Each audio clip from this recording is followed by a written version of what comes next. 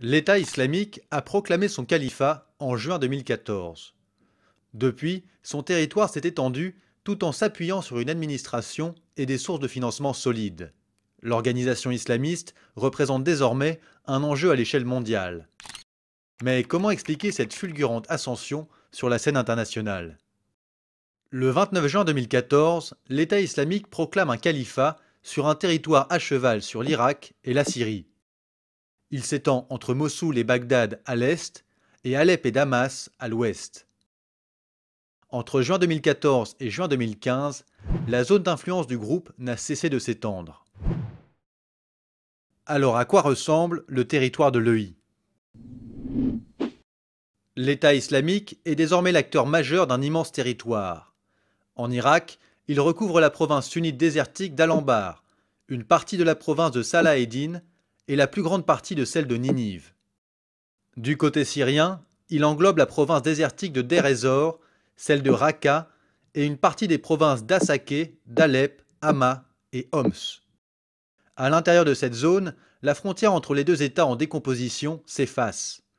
Les combattants se déplacent sur un axe stratégique est-ouest allant de Mossoul en Irak à Raqqa en Syrie. Ces deux villes sont en quelque sorte les capitales des djihadistes. Aux marges du territoire à majorité sunnite qu'il contrôle, l'EI combat le régime alawite syrien, le régime chiite irakien et les forces kurdes. Depuis 2014, l'EI est ciblé par les frappes aériennes de la coalition internationale menée par les États-Unis. Il a par ailleurs essuyé des défaites à Kobané en janvier 2015 et à Tikrit en avril. Néanmoins, l'EI fait preuve de sa réactivité et de sa mobilité à la fois sur les fronts syriens et irakiens. En mai 2015, le groupe a pris le contrôle de Ramadi, chef-lieu de la province d'Al-Anbar, à 100 km de Bagdad, et de Palmyre, carrefour routier stratégique sur la route de Damas. La situation sur le terrain est très mouvante. À la mi-juin 2015, le groupe a essuyé une lourde perte dans la ville de Tal Abyad, reprise par les forces kurdes. La zone était le principal point de passage avec la Turquie, un élément crucial pour l'approvisionnement de l'EI.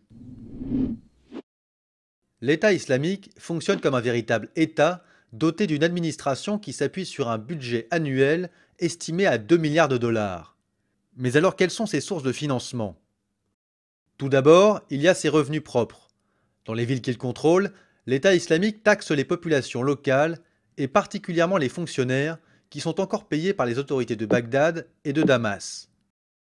À Mossoul, l'EI a pu voler les réserves en liquide de la Banque centrale au moment de la prise de la ville en juin 2014. À l'est d'Alep, notamment à Manbij et Raqqa, l'EI contrôle la plaine agricole du pays. La production et la vente de céréales et de coton lui permet d'épaissir un peu plus son portefeuille. Deuxième grosse source de financement, le revenu de la contrebande. La dizaine de champs pétrolifères saisis dans l'est de la Syrie et le nord de l'Irak sont une importante source de revenus pour l'EI. Le pétrole, extrait puis raffiné, est revendu à prix réduit au marché noir à des contrebandiers turcs. De la même manière, les antiquités pillées sur les sites archéologiques saccagés par l'EI sont écoulées via la Turquie voisine grâce aux filières de contrebande. Concernant le trafic d'êtres humains, l'État islamique ne se contente pas de réprimer les minorités qu'il juge hérétiques, mais il les utilise pour se financer, soit en réclamant des rançons contre la libération des personnes kidnappées, soit en vendant des populations réduites en esclavage, en particulier des femmes. C'est ainsi qu'au nord du territoire qu'il contrôle, l'EI a capturé en grand nombre des Turkmènes chiites en juin 2014, des Yézidis en août 2014 et des chrétiens assyriens en février 2015. Dernier type de ressources, enfin, les djihadistes étrangers qui viennent renforcer les rangs de l'organisation et dans certains cas apportent de l'argent.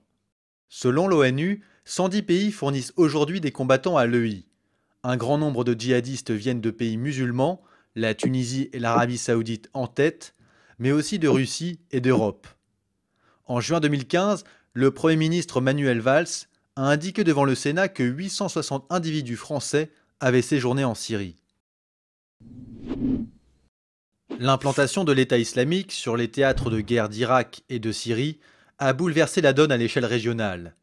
Il a ravivé la rivalité historique entre sunnites et chiites et bousculé le jeu d'alliance au Moyen-Orient. L'État islamique a pour ambition de créer une entité étatique régie par les seules règles d'un islam rigoriste, une sorte de pays alternatif pour les Arabes sunnites marginalisés en Irak après l'invasion américaine de 2003, mais aussi en Syrie où ils sont majoritaires mais opprimés par le régime alaouite de la famille Assad depuis les années 70. Par conséquent, l'ennemi le plus acharné de l'EI est l'Iran, puissant chiite tutélaire et principal soutien des gouvernements de Damas et de Bagdad. L'Iran intervient directement contre l'État islamique, en envoyant sur le terrain des pasdaran, les gardiens de la révolution islamique. Côté sunnite, les pétromonarchies du Golfe que sont l'Arabie saoudite, les Émirats arabes unis et Bahreïn s'opposent également à l'État islamique. Ils participent à la coalition internationale menée par les États-Unis.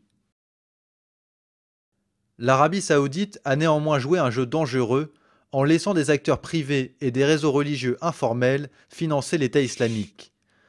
L'objectif était d'affaiblir le régime syrien et de contrecarrer l'influence de Téhéran, mais Riyad se trouve du coup menacé sur son propre terrain. Même embarras du côté occidental. Les États-Unis et les pays européens rechignent à conjuguer leurs efforts avec ceux de l'Iran pour lutter contre l'État islamique.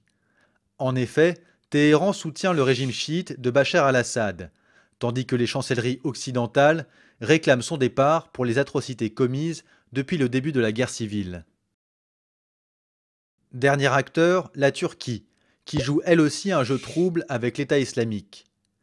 Officiellement, elle se méfie des avancées de l'EI, mais sa frontière avec la Syrie est le point de passage de tous les aspirants djihadistes et le lieu de tous les trafics d'armes et de pétrole. Dans le même temps, Ankara continue de s'opposer fermement à l'ouverture de ses bases aériennes aux alliés de l'OTAN. En attendant, l'État islamique prospère, tisse des liens et menace d'autres pays de la région comme le Liban et la Jordanie. Des cellules se réclamant de l'EI existent aussi en Arabie saoudite, au Yémen, en Turquie. Et ailleurs dans le monde, plusieurs mouvements djihadistes ont prêté allégeance à l'organisation, que ce soit en Libye, au nord du Nigeria avec Boko Haram, en Égypte, en Afghanistan et au Pakistan.